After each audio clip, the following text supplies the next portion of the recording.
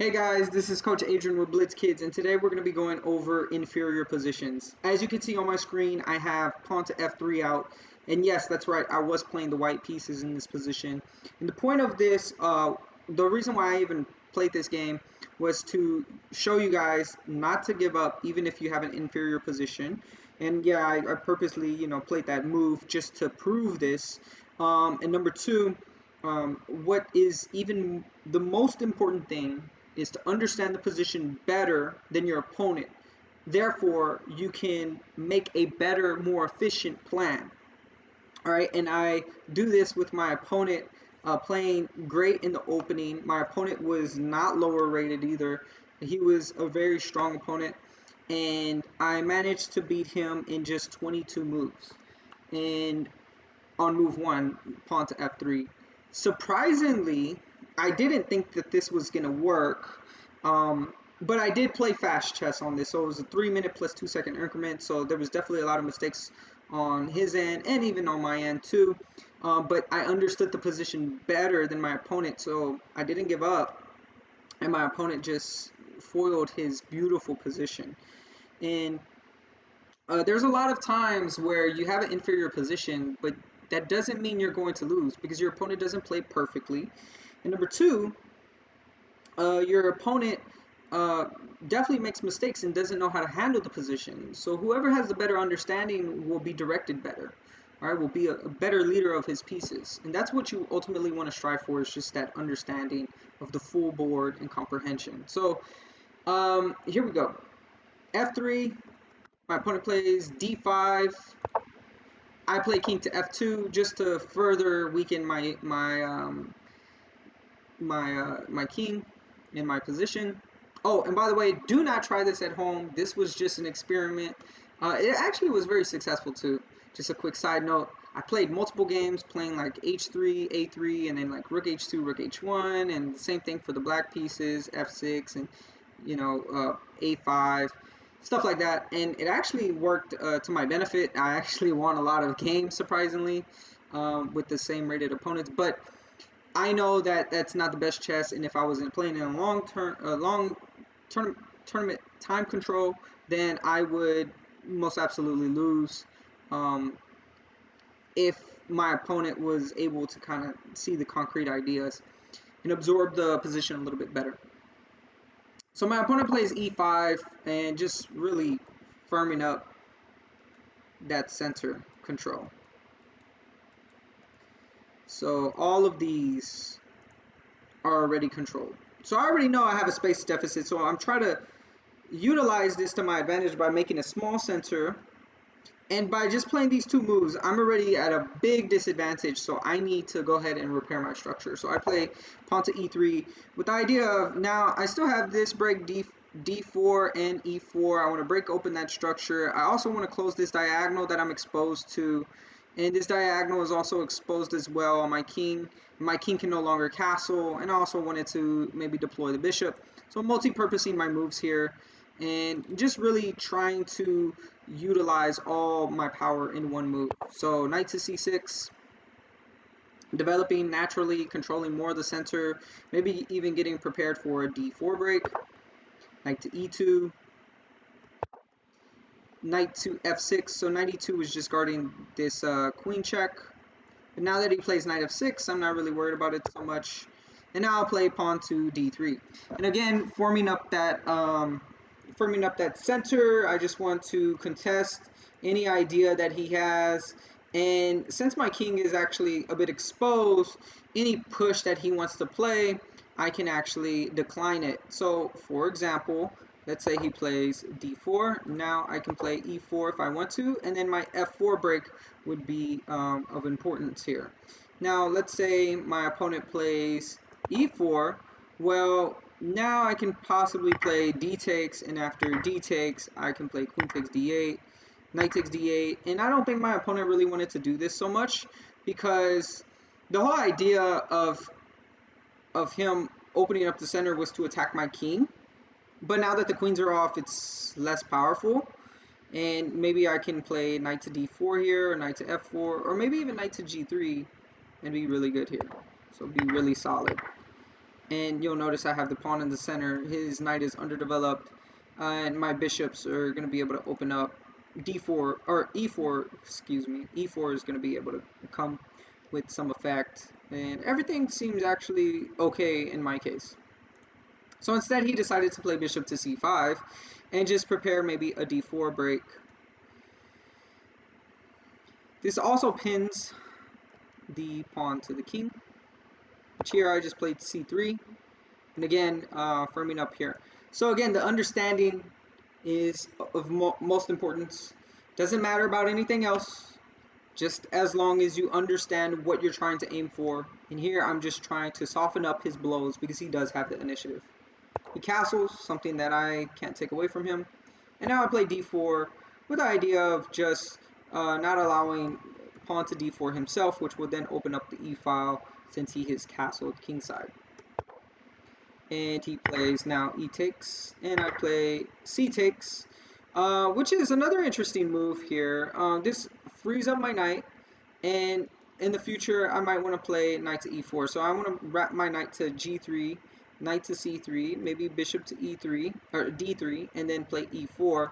And once I get this position, I actually will probably be slightly better, but I want to keep everything closed until my rook gets into play and my king gets to safety. So that's why I played c takes d4. So here, bishop to d6. Watching over this square, he kind of sees my idea. I play knight to c3, developing my pieces.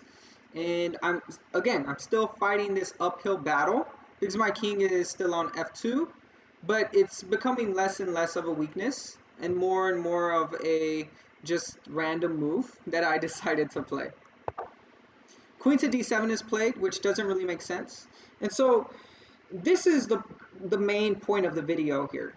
So last video, I said follow these principles if you're in trouble, and at the very least you're going to survive the opening. That was true. I don't go back on what I said. However, if you don't have a plan in mind, then you're going to be playing moves blindly, and they're not really going to make sense. They're not going to be coherent. They're not going to be forming a well-utilized plan. You're not attacking. Notice how my opponent didn't really utilize this weakness of the diagonal, so now he's switching up the diagonal, but where is this queen going? Is it going to f5? Why is it blocking his own bishop? He's just developing, and that will allow him to survive the opening, not thrive in the opening. And in this position, he should have been thriving. So already I feel like I'm okay here. And if I turn on the engine just really quick, the engine says it's pretty much equal. Wait, hold on, just trying to see. Yeah, this is completely equal. It says 0.2, but then it's going down to, no, it's 0.2 for me. So I'm actually 0.1 better with pawn to g4. 0.3, it might be going up a little bit more. But either way, yeah, it says 0.5 now. Yeah, so I'm already doing better because my opponent did not form a correct plan. So even if you play bad in the opening and you have an inferior position, that's not the most important thing. The most important thing is to follow those principles while having a plan. If you do those two things in combination, you're always going to have a good opening. You won't ever fall into these silly little traps. Alright, so after queen b3, I put pressure on to d5, and my knight is here too.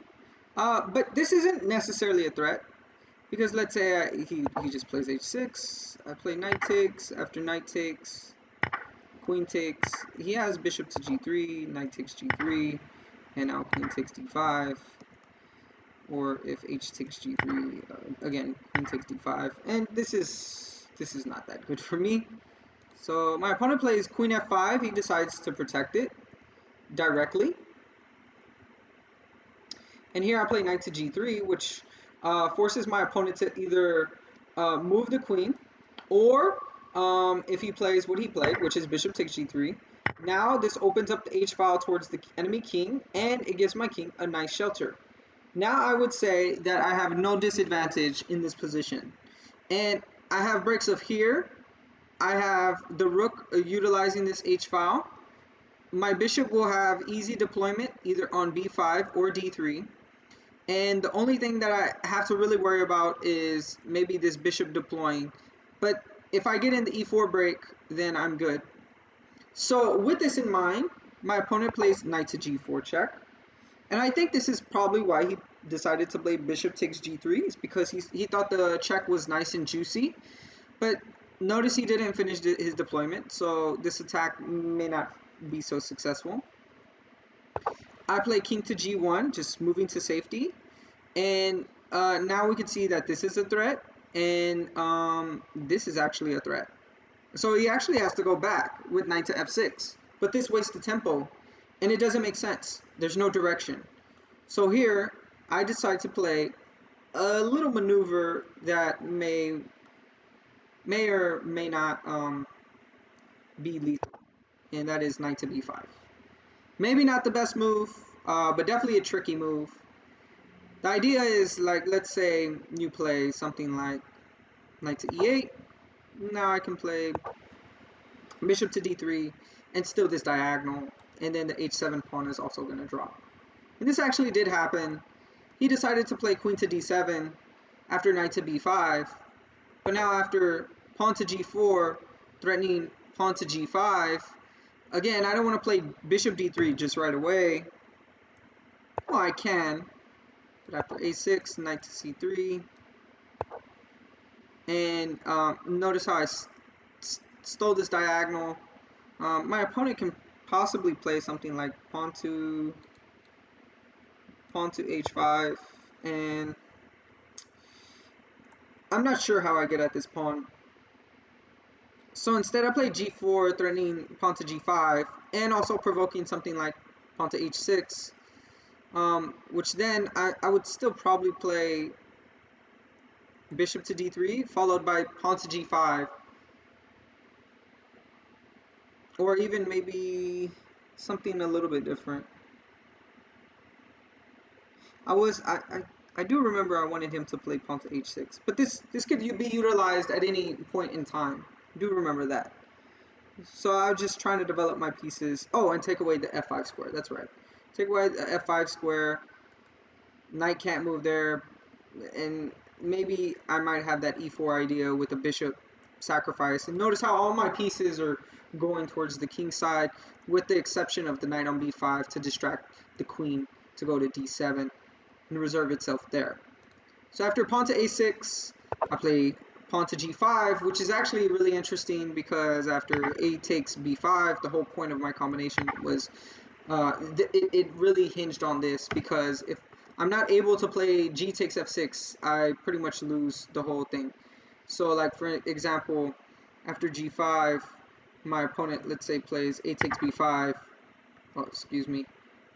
Let's say I play knight to c3. Well, now I can't play g5 anymore, and h6 can come. And we have a similar position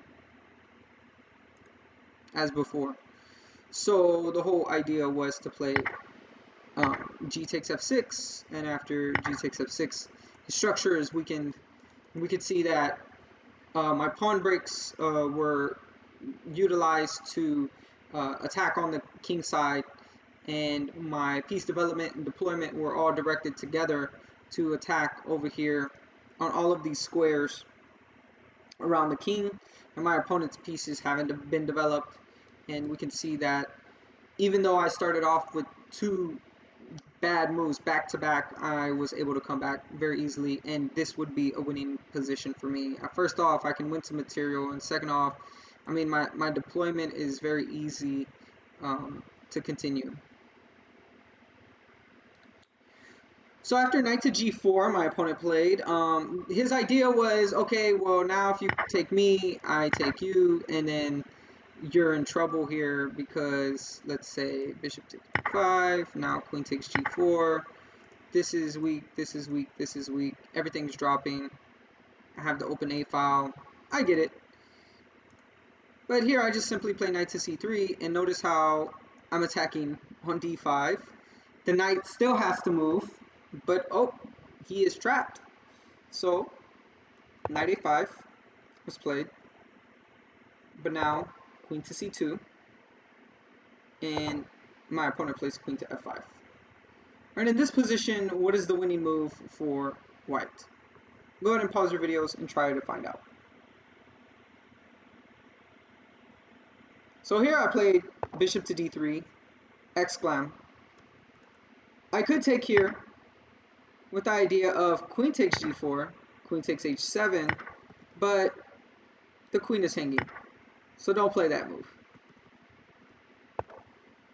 And I could take the queen, and after something like knight takes e3, bishop takes e3, bishop takes f5, I can be ahead of a piece with a pleasant position, but again, I had something more lethal in mind, which is bishop to d3.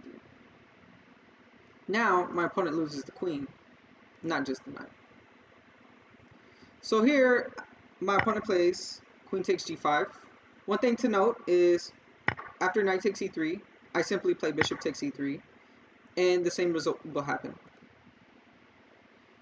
So after queen takes g5, there's a mate here. Can you find it?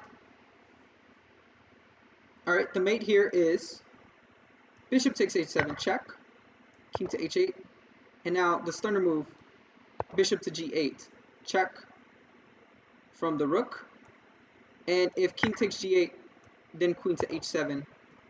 And my opponent played knight to h6 here, but now the beautiful move, queen h7, finishes my opponent off.